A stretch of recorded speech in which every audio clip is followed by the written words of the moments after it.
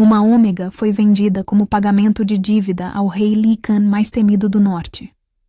Ela chegou como castigo, mas seus cuidados com as feras despertaram algo ancestral nele. Segredos de sangue vieram à tona. Conspirações tentaram destruí-los. E o que começou como barganha se transformou em amor que mudaria as leis de um reino inteiro.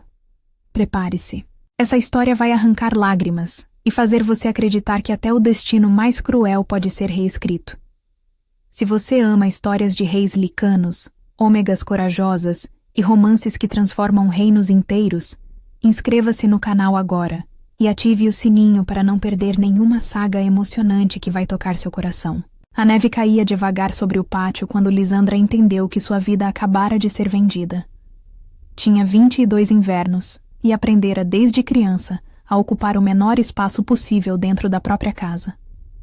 Órfã de mãe aos 7 anos, criada sob o olhar vigilante de Brígida, a madrasta que assumira o comando do lar com a mesma eficiência com que assumira o controle das chaves, dos servos e da última palavra sobre tudo, Lysandra crescera sabendo que era vista como peso morto, boca extra, sombra incômoda de um passado que Brígida queria apagar para abrir espaço ao filho legítimo, Alaric.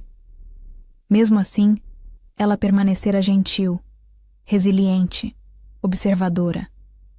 Falava pouco para não provocar, mas via muito para sobreviver. Nos primeiros anos após a morte da mãe, Lysandra ainda alimentava a esperança de que o pai a enxergasse, de que ele defendesse a filha contra a indiferença crescente da nova esposa. Mas o tempo ensinou o que as palavras não disseram. Seu pai escolhera o conforto de não enfrentar Brígida, e essa escolha silenciosa foi mais dolorosa que qualquer grito. Seu único alívio eram os estábulos e a estrebaria dos cães de caça.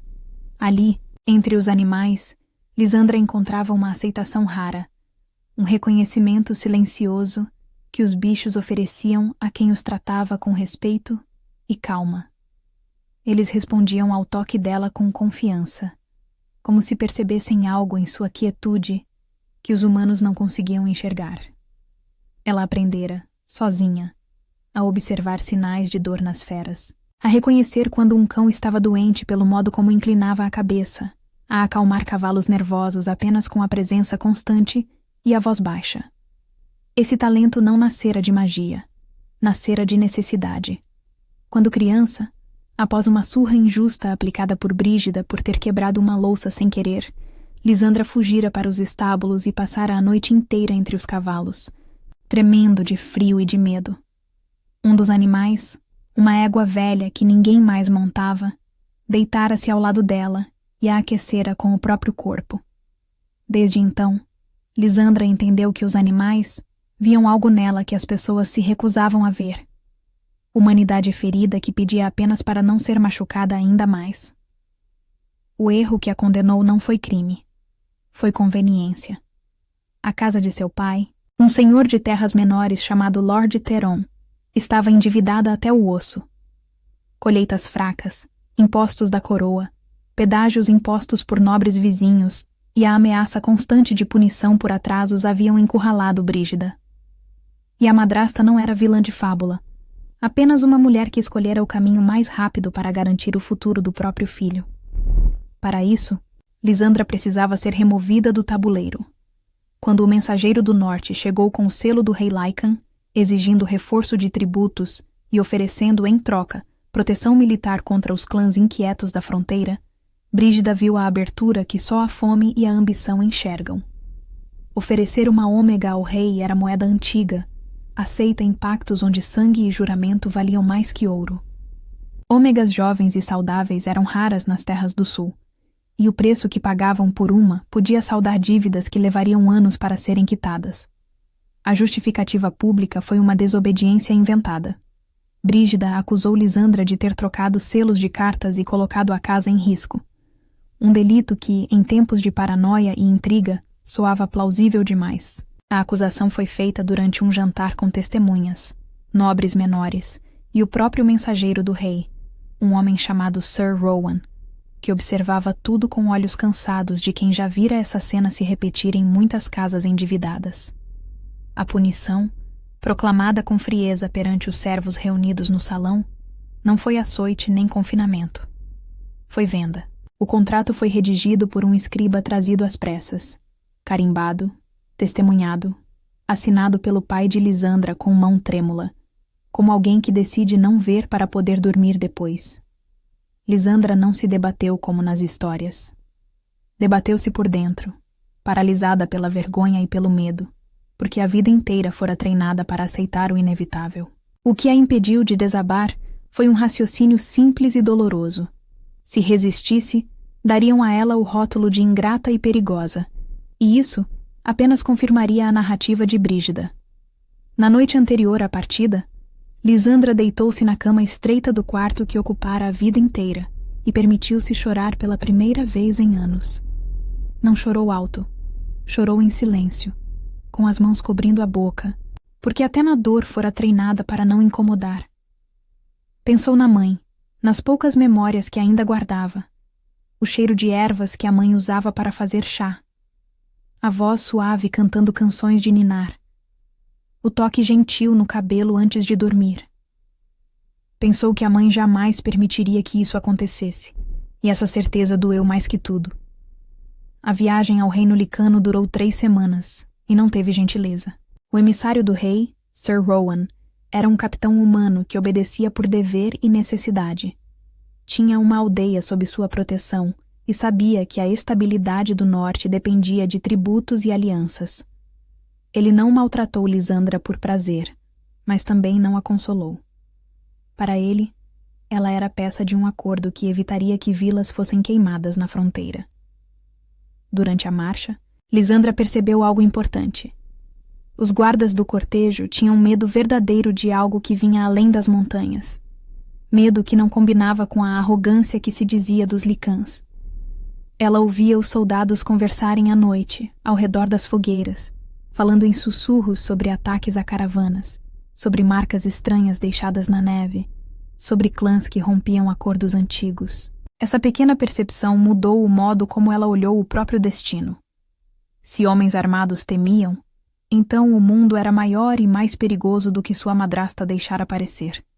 E talvez o rei a quem fora vendida não fosse o pior dos males que ela poderia enfrentar.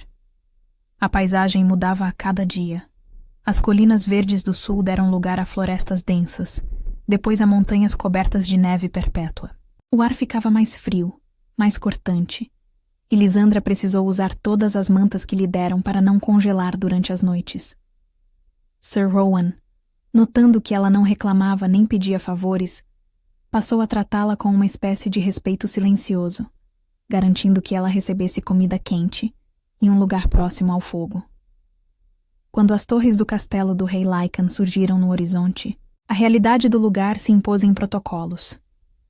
O castelo era imenso, erguido em pedra negra que parecia absorver a luz, com torres que perfuravam o céu e muralhas tão altas que pareciam intransponíveis. Lisandra foi conduzida por portões guardados por sentinelas que não eram totalmente humanas. Seus olhos brilhavam com um amarelo antinatural, e seus movimentos tinham a fluidez predatória de lobos. Lisandra foi lavada, vestida e conduzida como propriedade para uma sala de juramentos, onde nenhum gesto era casual. Ali, viu pela primeira vez o rei a quem fora vendida. Caelvaren era um soberano cuja longevidade atravessava séculos e cuja fama de frieza se sustentava porque ele raramente permitia que alguém o tocasse, o contradissesse ou o observasse por tempo demais.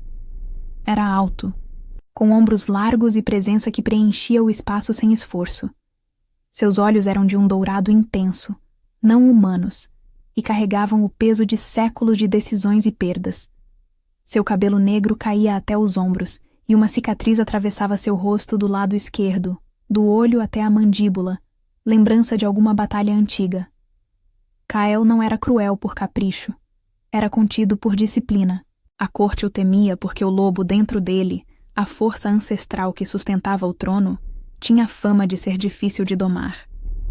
E ele temia a si mesmo, porque conhecia as ruínas que um rei descontrolado pode espalhar. Histórias antigas contavam que um de seus ancestrais perdera o controle do lobo durante uma festa e massacrara metade da corte antes de ser contido. Kyle carregava esse peso todos os dias. O que todos esperavam era que ele recebesse Lysandra, como se recebe um pagamento, com indiferença. O que ocorreu foi mais estranho e mais silencioso. Kyle percebeu nela algo que não era beleza ou docilidade, mas uma espécie de quietude que não implorava por aprovação. Ela não baixou os olhos quando ele a olhou, mas também não o desafiou. Apenas o encarou com a dignidade de quem já perdeu tudo e não tem mais nada a esconder. Isso despertou nele uma atenção antiga, ligada a um trauma que carregava desde a perda de uma companheira que a corte jamais soubera nomear direito. Elara, a primeira e única que ele permitira chegar perto, morrera há mais de 100 anos, vítima de uma conspiração que ele não conseguira impedir. Desde então, Kyle governara sozinho, recusando vínculos, temendo que amar alguém fosse condená-la. A aproximação não foi gesto público. Foi decisão administrativa que, para Lysandra, soou como sentença. Ela seria mantida no castelo sob proteção direta, não entregue a servos nem jogada em dependências comuns. O como e o porquê dessa decisão se explicavam no olhar duro dos conselheiros. Manter a Ômega por perto era forma de controlar o que ela poderia causar, fosse ameaça, fosse símbolo. Lysandra foi conduzida a um quarto nas torres superiores, um espaço pequeno mas limpo, com uma cama, uma janela que dava para as montanhas e uma lareira. Naquela primeira noite, sozinha num lugar estranho, cercada por criaturas que não eram totalmente humanas, Lysandra sentiu o peso completo de sua situação. Não tinha para onde fugir. Não tinha a quem recorrer. Estava completamente à mercê de um rei, que poderia fazer dela o que quisesse. Mas o que a manteve inteira não foi esperança. Foi teimosia. A mesma teimosia que a fizera sobreviver aos anos sob o teto de Brígida, que a ensinara a encontrar valor em si mesma quando ninguém mais o fazia. Ela decidiu que, se ia morrer ali, morreria de pé, não de joelhos. A situação que os uniu não veio de romance. Veio de necessidade. Na primeira noite, um dos guardas animais do castelo entrou em agitação. Não era fúria de bicho selvagem, mas dor. O lobo gigante, uma criatura do tamanho de um cavalo, criada e treinada para servir como sentinela e escolta real, sangrava por ferida aberta, resultado de contenção mal feita em treino ou de sabotagem. Servos recuaram, temendo ser dilacerados. Guardas tentaram acorrentá-lo, mas o animal resistia com desespero crescente, e cada tentativa de força apenas o enfurecia mais. Lysandra, conduzida por um servo que a levava para a cozinha em busca de comida, parou ao ver a cena. Sem pensar em heroísmo, aproximou-se porque reconheceu o tipo de pânico que nasce do sofrimento. Usou o conhecimento simples que tinha do estábulo. Com pressa limpa, voz baixa, mãos firmes, respeito ao espaço do animal. Os guardas gritaram para que ela recuasse, mas ela os ignorou. Aproximou-se devagar, sem movimentos bruscos, falando com o lobo em voz baixa e constante. Não eram palavras importantes, apenas sons que transmitiam calma. O lobo gigante rosnou, mostrando presas do tamanho de adagas, mas Lysandra não fugiu. Continuou se aproximando, até estar perto o suficiente para tocar a ferida. O animal podia tê-la matado com uma única mordida, mas não matou. Reconheceu nela a ausência de ameaça, a intenção de ajudar, e lentamente, muito lentamente, permitiu que ela pressionasse a compressa contra o ferimento. O episódio foi observado por Kyle, que descera aos estábulos ao ouvir a comoção. Ele viu algo útil e raro. Alguém capaz de lidar com as feras sem forçá-las. Alguém que entendia que força não era controle, mas que respeito sim. Depois que o lobo foi tratado e levado para descansar, Kyle chamou Lysandra para uma conversa particular. Não foi conversa longa nem calorosa. Ele perguntou onde ela aprendera a lidar com animais. Ela respondeu com honestidade. No estábulo da casa do pai, porque os animais eram os únicos que não a tratavam como fardo. Kyle não demonstrou emoção, mas algo naquela resposta o tocou.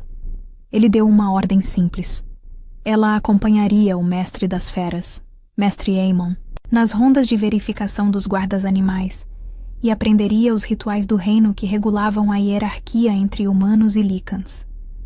Esse gesto de cuidado abriu fresta de vínculo. Kael não se tornou brando de repente.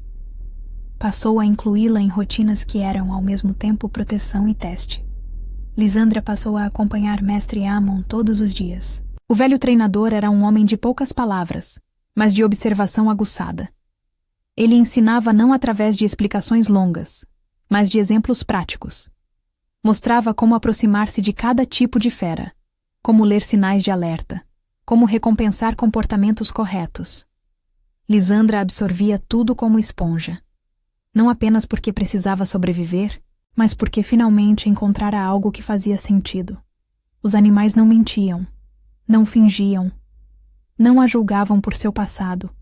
Respondiam apenas ao que ela era no presente. Alguém que os respeitava. A corte era rígida.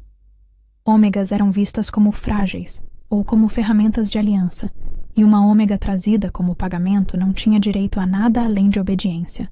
Para sobreviver, Lysandra precisava de objetivos claros, manter-se inteira, compreender as regras e não se tornar pretexto para conflitos. Para cada objetivo, surgiam obstáculos sérios.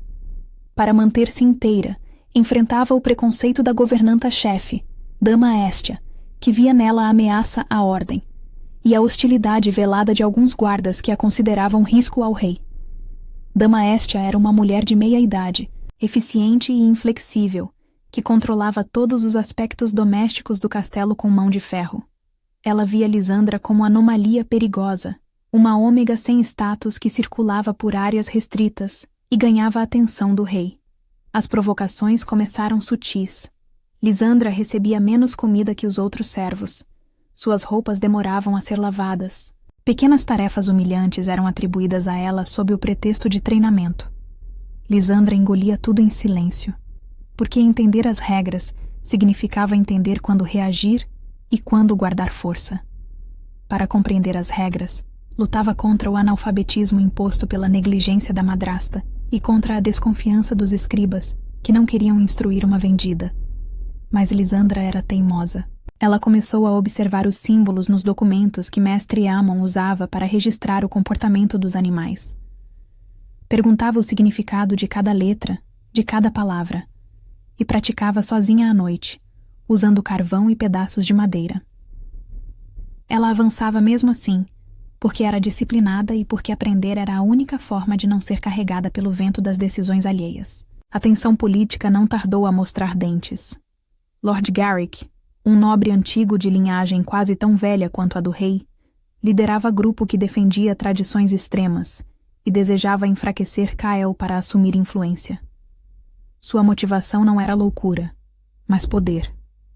Com um rei imortal que governava há tempo demais, havia famílias que ansiavam por regente controlável, por reformas que beneficiassem suas terras, por acesso aos tributos.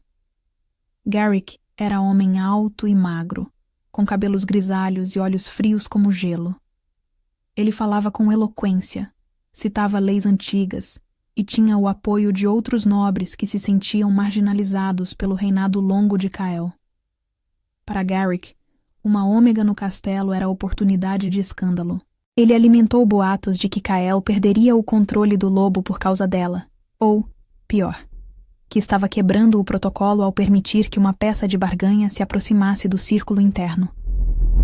Os boatos se espalharam rapidamente pela corte.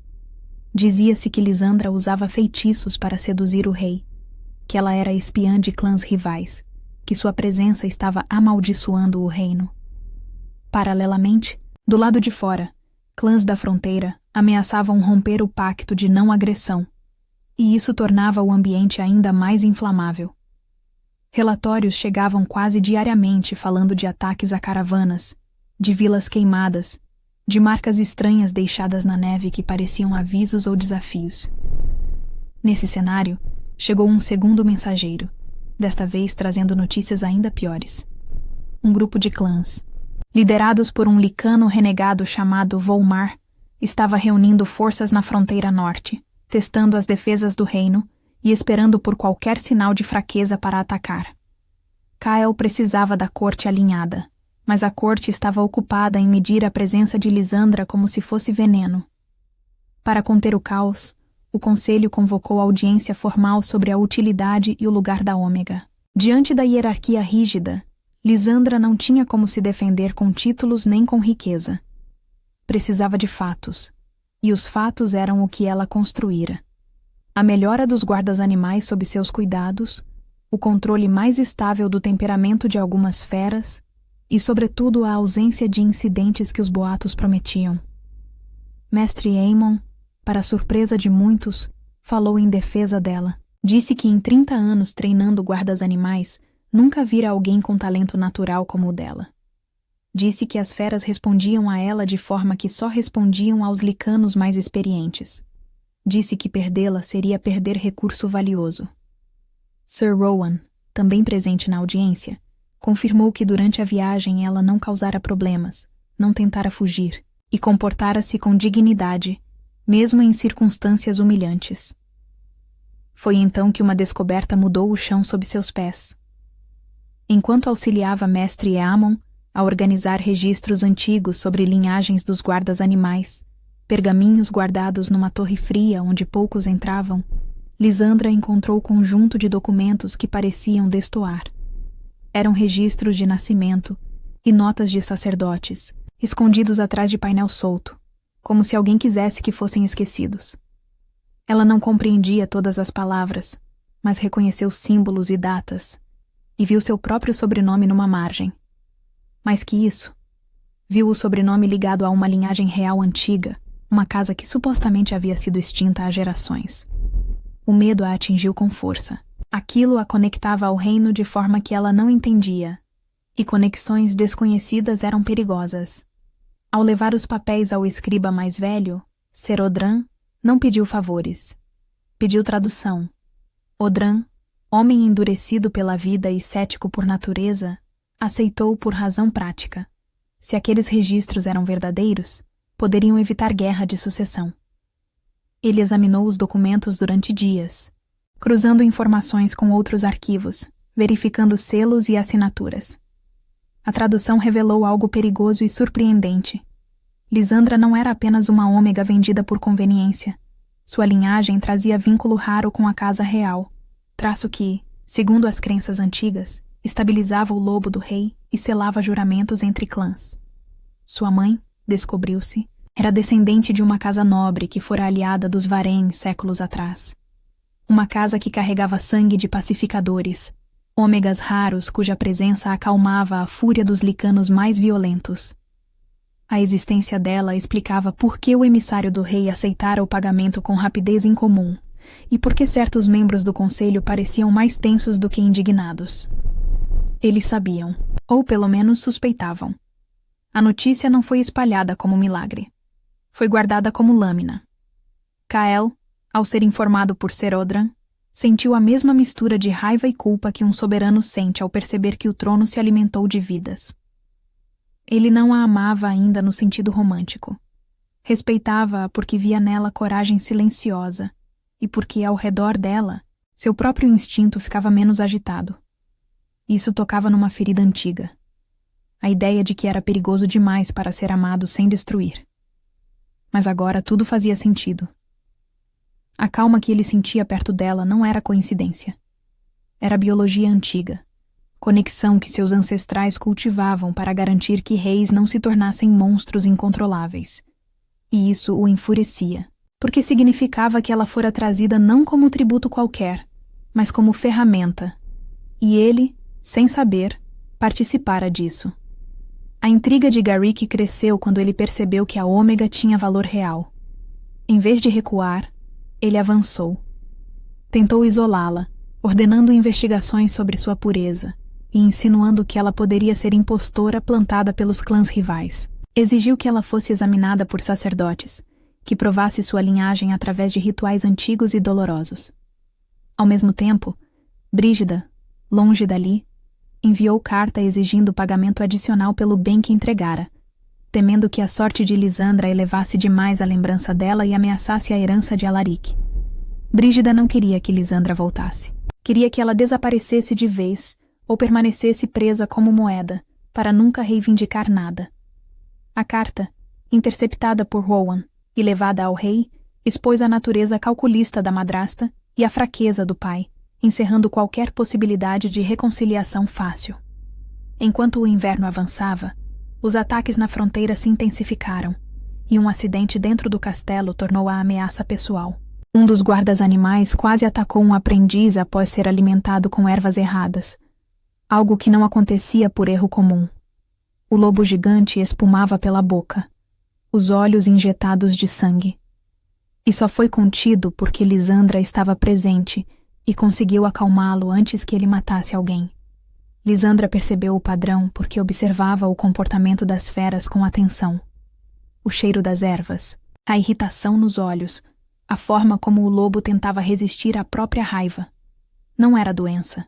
Era veneno, dosado para não matar, mas para enfurecer. Ela alertou Mestre Yaemon, e com ele, rastreou a origem das provisões até a despensa controlada por intendente ligado a Garrick. O intendente, um homem chamado Boring, era responsável pela compra e armazenamento de suprimentos para os guardas animais. Quando confrontado, ele tentou negar, mas evidências eram claras demais. A descoberta não provava crime por si só, mas mostrava a intenção de criar caos e culpar a presença dela. O plano era simples e cruel: envenenar os guardas animais, fazer com que atacassem servos ou nobres, e então culpar Lisandra, dizendo que sua presença estava desestabilizando as feras. Seria o pretexto perfeito para removê-la, e possivelmente para questionar a competência de Kael como rei. A consequência emocional foi dura. Lisandra entendeu que sua existência no castelo não era apenas julgada. Era usada como isca para derrubar o rei. Ainda assim, ela não recuou, porque recuar significaria aceitar a narrativa de que era fraca e descartável. Em vez disso, ela fez algo que ninguém esperava. Pediu audiência com o conselho. A ideia era absurda. Uma ômega não tinha direito de falar perante o conselho sem permissão explícita do rei. Mas Kael, intrigado pela ousadia, concedeu. Lisandra apresentou-se perante o conselho com evidências nas mãos. Amostras das ervas envenenadas, testemunhos de outros servos que viram Borin agindo de forma suspeita, e registros das provisões que mostravam discrepâncias. Ela falou com voz firme, sem pedir piedade, apenas apresentando fatos. Garrick tentou desacreditá-la, chamando-a de mentirosa e oportunista. Mas Mestre Yaemon, Sir Rowan e até mesmo alguns nobres que não faziam parte da facção de Garrick reconheceram a verdade quando a viram. Boring foi preso e, sob interrogatório, confessou ter sido pago para sabotar os guardas animais. Não nomeou Garrick diretamente, pois era esperto demais para isso, mas as conexões eram óbvias para quem quisesse ver. As semanas se transformaram em meses, e ao longo de 6 meses exatos desde sua chegada, o vínculo entre ela e Kyle se tornou inevitável. Não por declarações, mas por escolhas repetidas. Kyle passou a confiar nela em tarefas que exigiam proximidade. Acompanhá-lo nas inspeções aos estábulos dos guardas animais, participar de rituais simples de acalmia que os Lycans usavam para manter a disciplina do lobo interior e ler com Odran documentos sobre antigas leis. Cada aproximação custava algo a Lisandra. Ela ganhava respeito, mas se tornava alvo. Ela aprendia, mas era cobrada por isso. Ela sentia nascer um afeto, mas temia que fosse apenas reflexo do vínculo de sangue revelado nos pergaminhos. Kael também lutava. Quanto mais tempo passava com ela, mais percebia que o sentimento que crescia não era apenas efeito do sangue antigo, era escolha. Ele escolhia procurá-la quando o peso do trono ficava pesado demais. Escolhia ouvir quando ela falava. Escolhia protegê-la não porque era obrigação, mas porque a ideia de perdê-la doía de forma que ele não sentia há 1 século. Uma noite, após um dia particularmente difícil lidando com relatórios de novos ataques na fronteira, Kael encontrou Lisandra nos estábulos, cuidando de um dos lobos gigantes que fora ferido em patrulha. Ela estava sozinha, cantarolando baixinho enquanto limpava o ferimento com cuidado. Ele observou-a em silêncio por um momento.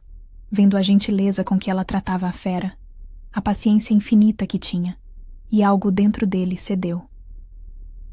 "Por que você faz isso?"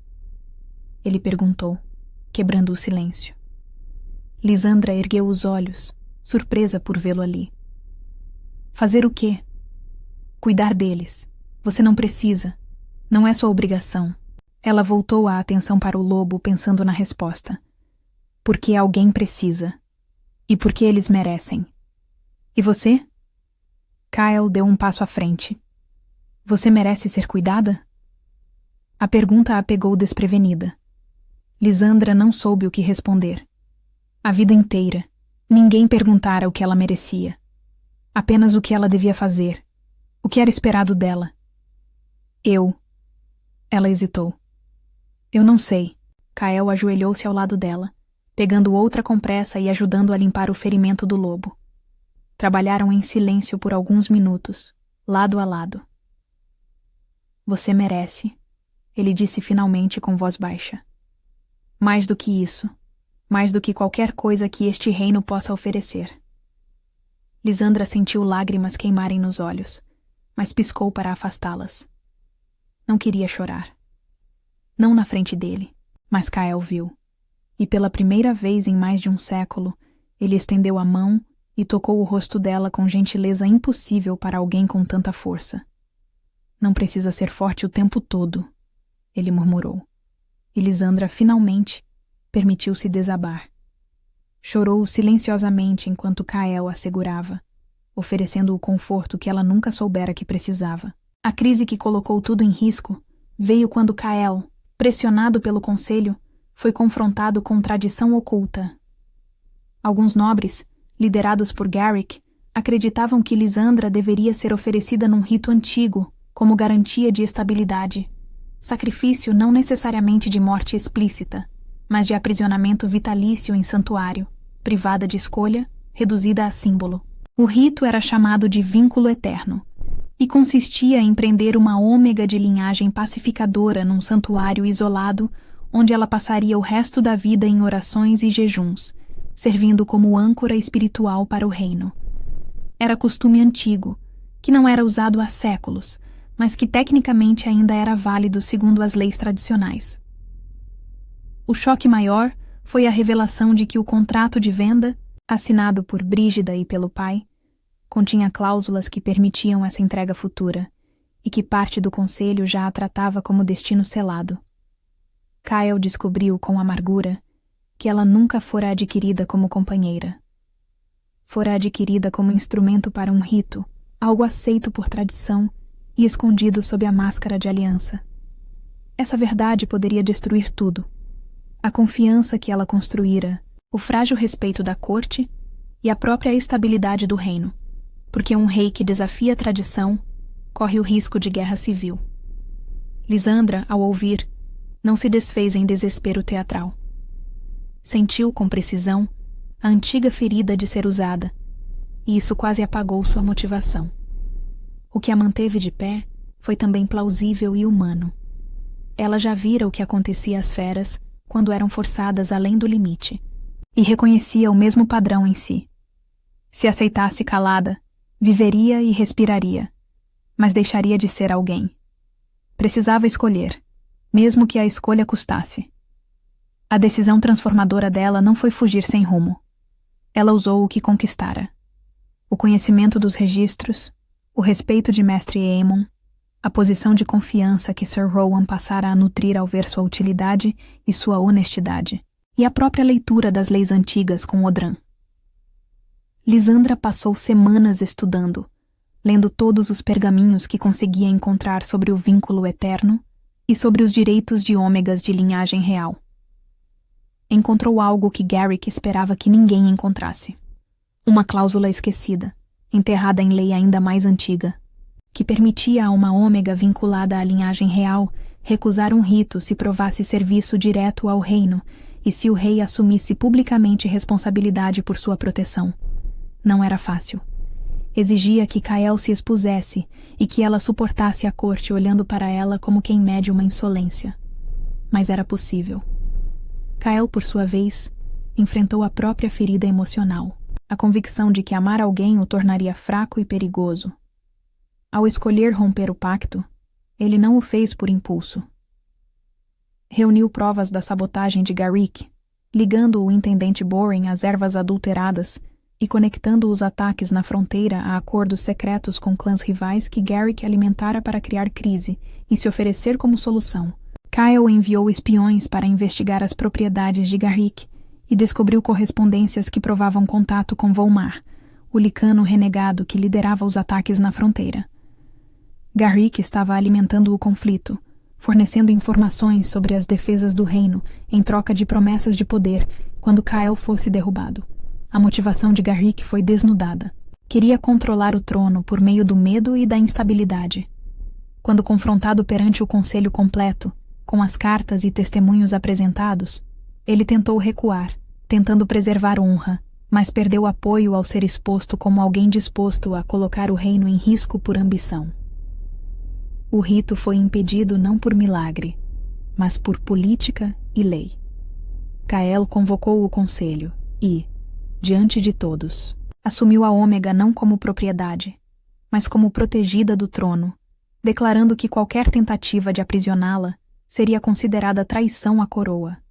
Mais que isso, ele declarou, com voz que não admitia contestação, que Lisandra provara serviço ao reino através de seu trabalho com os guardas animais, que salvara vidas ao descobrir a sabotagem e que sua linhagem a legitimava como membro da corte, não como prisioneira. Essa escolha provocou reação imediata. Nobres murmuraram, alguns se ergueram, e por um momento a guerra interna pareceu possível. O que impediu a ruptura foi a sequência lógica de fatos. As provas contra Garrick enfraqueceram sua facção. O relato dos ataques na fronteira mostrou que o reino precisava de unidade, e os guardas animais, treinados para responder ao comando do rei, se posicionaram com disciplina, lembrando a todos que a força legítima ainda estava com Kael. Garrick foi preso e julgado por traição. As evidências eram irrefutáveis, e mesmo seus aliados mais próximos o abandonaram para salvar a própria pele. Ele foi exilado de forma controlada, enviado para uma fortaleza remota onde passaria o resto dos dias sob vigilância, longe de qualquer possibilidade de causar dano.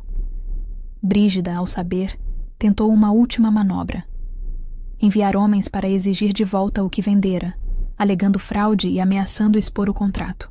Sir Rowan, que conhecia o custo de instabilidade, interceptou-os na estrada e os devolveu com mensagem clara de que o pacto estava rompido por violação moral e legal, e que qualquer agressão seria tratada como ataque à coroa.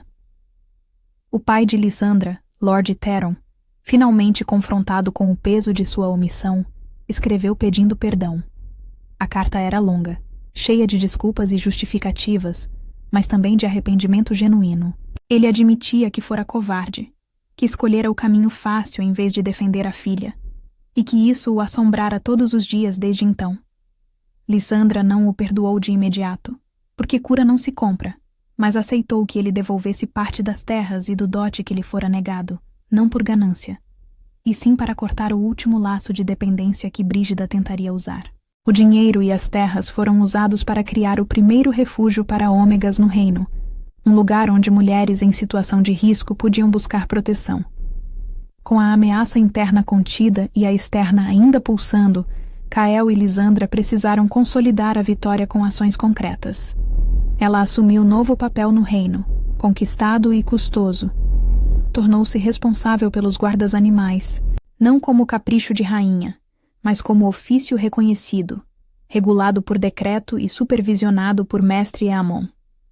Isso irritou setores conservadores, mas também trouxe resultados rápidos: feras mais estáveis, patrulhas mais eficientes e menos incidentes, o que fortaleceu as defesas do reino contra os clãs inquietos. Ela pagou o preço social. A cada acerto, alguém a chamava de arrivista. A cada melhoria, alguém insinuava que era feitiço. Ela não tinha feitiço. Tinha método, paciência e empatia em comum. Kael, em paralelo, mudou de modo igualmente custoso. Não se tornou um rei sorridente. Tornou-se um rei que permitia ser visto em pequenas fraquezas, como caminhar ao lado dela sem esconder que a presença dela o acalmava. A corte, que venerava a distância, teve de engolir um soberano que escolhia proteger em vez de usar. O afeto entre os dois cresceu como consequência de escolhas repetidas. Ele a ouviu quando ela exigiu que o respeito às ômegas fosse reforçado por lei. Ela permaneceu quando percebeu que o lobo dele não era ameaça contra ela, mas contra as correntes que a prendiam. No fim do 6º mês, com os ataques na fronteira contidos por ofensiva planejada que eliminou Volmar e dispersou seus seguidores, e com os conspiradores internos desarmados, o reino encontrou novo equilíbrio. Foi então, com o reino respirando paz frágil, mas verdadeira, que Kyle fez a escolha que ninguém esperava. Numa manhã de primavera, quando a neve finalmente cedera lugar aos primeiros brotos verdes, ele convocou o conselho não para anunciar guerra nem aliança, mas para declarar a intenção que atravessava todas as tradições conhecidas. Queria casar-se com Lisandra. O silêncio que se seguiu foi denso como pedra. Nobres se entreolharam, alguns em choque, outros em fúria contida. Casar-se com uma ômega vendida como pagamento de dívida, elevá-la à posição de rainha consorte, era reescrever hierarquias que sustentavam o reino há séculos. Kael não pediu permissão. Anunciou. Sua voz foi firme, sem ameaça, mas também sem espaço para contestação. Explicou que a linhagem de Lisandra, comprovada pelos registros antigos, não apenas a legitimava como a tornava essencial à estabilidade do trono. Explicou que o respeito que ela conquistara entre os guardas animais, entre os servos e até entre soldados da guarda real, provava que ela não era símbolo vazio, mas liderança real. E pela primeira vez em séculos de reinado, Kael permitiu que a corte visse algo além do soberano implacável. Ele disse, com a simplicidade de quem não tem mais medo da própria verdade, que escolhia Lisandra, não por obrigação de sangue, nem por estratégia política, mas porque ela o lembrava de que governar não era apenas controlar, mas também proteger.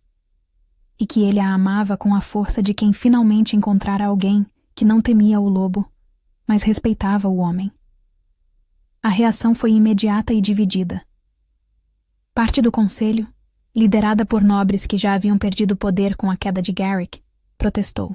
Argumentaram que uma ômega de origem humilde não poderia sentar-se ao lado do rei, que isso enfraqueceria a imagem do trono, que os clãs rivais veriam nisso desrespeito às antigas alianças.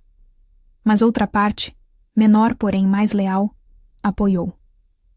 Sir Rowan foi o primeiro a se levantar e curvar-se em sinal de respeito, não a Kael, mas a Lisandra. Mestre Aemon seguiu, lembrando ao conselho que as feras mais letais do reino respondiam a ela com obediência que poucos guerreiros conseguiam. Ser Odran, o velho escriba, citou precedentes esquecidos de rainhas ômegas que governaram ao lado de reis licanos em tempos antigos, provando que tradição não era tão rígida quanto a conveniência fazia parecer. E Dama Estia, a governanta que por tanto tempo desconfiara de Lisandra, surpreendeu a todos ao declarar, com voz cansada mas honesta, que o castelo jamais estivera tão bem administrado quanto nos últimos meses, e que uma rainha que servia antes de comandar seria bênção, não maldição. Lisandra, presente na audiência por exigência de Kael, não falou. Não precisava. Seu silêncio não era submissão, mas dignidade. Ela olhou para cada nobre, para cada conselheiro, e deixou que vissem nela não a órfã vendida, mas a mulher que sobrevivera a tudo o que tentaram fazer dela. A votação, quando veio, não foi unânime. Houve votos contrários, protestos formais, ameaças veladas de que algumas casas não aceitariam a decisão. Mas a maioria, pressionada pela lógica e pela lealdade, cedeu. O casamento foi aprovado, não como celebração, mas como reconhecimento de fato consumado. A cerimônia foi realizada 3 semanas depois, sob o rito antigo dos Lycans, onde juramentos valem mais que coroas e onde o vínculo se sela com sangue, fogo e testemunho da matilha. Não houve luxo excessivo. Não houve festa que durasse dias. O que houve foi intensidade. Lisandra vestiu-se com simplicidade, mas com a dignidade de quem conquistara cada passo até ali. O vestido era de tecido branco, bordado com símbolos que representavam sua linhagem recém-descoberta, e usava nos cabelos uma coroa simples de flores silvestres, como as que cresciam nas montanhas ao redor do castelo. Kael, ao vê-la entrar no salão sagrado onde a cerimônia aconteceria, sentiu pela primeira vez em séculos algo que não era dever nem instinto, mas escolha pura. Ele escolhia amá-la. Escolhia protegê-la. Escolhia dividi-la com o reino não como sacrifício, mas como presente. Os votos foram ditos diante da matilha reunida, os guardas animais e os licanos mais antigos do reino. Cada palavra era compromisso de sangue, cada gesto era promessa que não poderia ser quebrada sem consequência. Kael jurou proteger Lisandra como protegia o reino, honrá-la como honrava a coroa, e amá-la como nunca amara ninguém. Sua voz era firme, mas havia emoção ali, algo que a corte raramente via nele. Lisandra, por sua vez, jurou permanecer ao lado dele não como sombra, mas como igual, e usar a força que conquistara para transformar o reino num lugar onde ômegas não fossem mais vendidas, onde poder não fosse sinônimo de crueldade, e onde a tradição servisse à vida, não à morte. Quando Kael marcou a palma da mão dela com a garra ritualística, selando o vínculo de forma irreversível, o lobo dentro dele rugiu. Não de ameaça, mas de reconhecimento. A matilha respondeu em uníssono, num coro que ecoou pelas montanhas, anunciando que o reino tinha nova rainha. A partir daquele dia, Lisandra não foi mais a ômega vendida. Foi Lisandra Varen, rainha consorte do reino licano, e a mudança não foi apenas de título. Ela usou sua posição com a mesma determinação que usara para sobreviver. Nos meses seguintes, redigiu com Serodran o primeiro decreto real que proibia a venda de ômegas como pagamento de dívida, estabelecendo punições severas para quem desrespeitasse a nova lei. Enfrentou resistência feroz de nobres que lucravam com o comércio de ômegas, mas Kael a apoiou publicamente e juntos esmagaram as tentativas de sabotagem. Ela criou refúgios em 3 cidades do reino, lugares onde ômegas sem família ou em situação de risco podiam buscar abrigo e aprender ofícios, garantindo que nunca mais dependessem de homens cruéis ou famílias que as viam como peso. Os refúgios foram financiados com parte dos tributos que antes iam para nobres corruptos e administrados por mulheres escolhidas a dedo, supervisionadas por Dama Estia, que assumiu a tarefa com o zelo de quem finalmente encontrara propósito maior. Lisandra também reformou a guarda de feras. Sob sua liderança, o treinamento deixou de ser baseado em medo e punição e passou a usar respeito e vínculo. Os resultados foram imediatos. Menos acidentes, mais lealdade, patrulhas mais eficazes. O reino, que sempre dependera da força bruta para conter ameaças, descobriu que força controlada era ainda mais poderosa. Kael, ao vê-la transformar o reino, transformou-se também. Ele deixou de governar sozinho e passou a governar ao lado dela, dividindo decisões, ouvindo conselhos, permitindo que a corte visse que um rei não perde poder ao dividir o trono, mas ganha força ao escolher bem com quem dividir.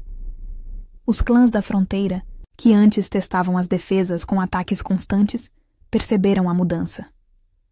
Enviaram emissários não para ameaçar, mas para negociar, porque um reino que respeita os fracos é mais temível que um reino que os esmaga. As alianças foram refeitas, desta vez, com base em respeito mútuo, não em medo. Com o passar dos anos, a lenda de Lisandra cresceu. Contavam nas aldeias que uma ômega vendida como lixo tornara-se rainha e mudara o reino inteiro. Contavam que ela falava com as feras e que o rei Lycan, temido por séculos, amansara ao lado dela não por fraqueza, mas por escolha. E contavam, em sussurros cheios de esperança, que as leis que ela criara salvaram centenas de ômegas, que os refúgios que ela erguera abrigaram milhares, e que o reino, antes sustentado por medo e sangue, aprendera a se sustentar por justiça e respeito. Kael e Lisandra governaram juntos por décadas. Tiveram 3 filhos, Um filho que herdaria o trono e aprenderia a governar com força e compaixão. Uma filha que se tornaria líder dos guardas animais e revolucionaria ainda mais o treinamento. E outro filho que se tornaria diplomata, responsável por manter as alianças com os clãs. Cada filho cresceu aprendendo que poder sem compaixão é tirania e que tradição sem humanidade é prisão. O reino prosperou não porque era perfeito, mas porque era justo. E quando, muitos anos depois, Lisandra se sentou numa tarde de outono ao lado de Kyle, observando os guardas animais correrem livres pelo pátio enquanto seus filhos treinavam com eles, ela finalmente permitiu-se sentir algo que jamais imaginara possível. Paz. Kyle olhou para ela, viu os fios prateados que começavam a aparecer em seus cabelos, as linhas finas ao redor dos olhos que o tempo desenhara, e sentiu o mesmo que sentira no dia em que a vira pela primeira vez. Não desejo, não instinto, mas reconhecimento profundo de que ela era a metade que ele não sabia que faltava. Ele pegou a mão dela, marcada pela cicatriz ritual do casamento, e disse com a voz baixa de quem não precisa gritar para ser ouvido: "Você mudou tudo." Lisandra sorriu. Não o sorriso de quem conquistou poder, mas o sorriso de quem finalmente encontrou o lar. Nós mudamos tudo. E era verdade. O que começara como venda, como castigo, como destino cruel, tornara-se a história mais contada do reino. A história da Ômega que se recusou a ser descartável e do rei que aprendeu que amar não era fraqueza, mas a força mais antiga de todas. O legado deles não foi escrito em ouro nem em batalhas vencidas. Foi escrito nas leis que protegiam os vulneráveis, nos refúgios que abrigavam os perdidos, nas feras que serviam sem medo, e nos corações de todos que aprenderam, ao olhar para a rainha e para o rei, que o destino mais poderoso não é o que nos é imposto, mas o que escolhemos construir, dia após dia, com coragem, honra e amor verdadeiro.